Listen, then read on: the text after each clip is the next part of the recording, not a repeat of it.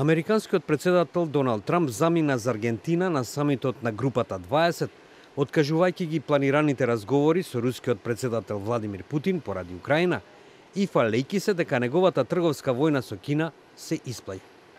Во друга страна, расте и отпорот на нападот на Трамп врз меѓународниот поредок, откако францускиот председател Емануел Макрон изјави дека ќе ги собере европските лидери во Буенос Ајрес за да создаде обединет фронт против сите предизвици со кои се соочуваат земјите од Г20.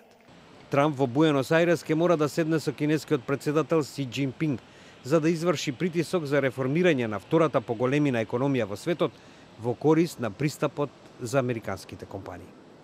Тука се и климатските промени, прашање кое речиси го торпедираше ланскиот самит на Г20, како и барањата против трговскиот протекционизам, кој сега ја следи светската економија, 10 години по одржувањето на првиот самит на Г20 во време на финансиската криза.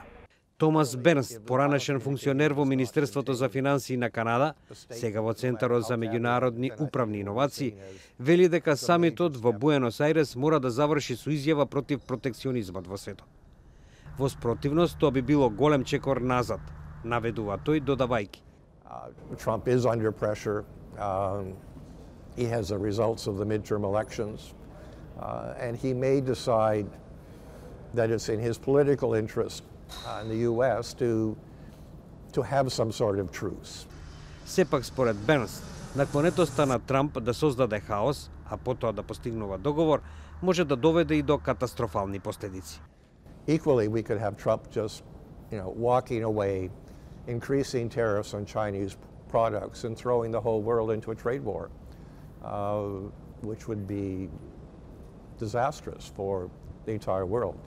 Земјите од Г20 учествуваат со 4/5 во светското економско производство, но консензусот на групата за најголемите предизвици е нарушен, бидејќи и други членки, како Италија и Мексико, исто така потпаѓаат под влијание на популистичките влади.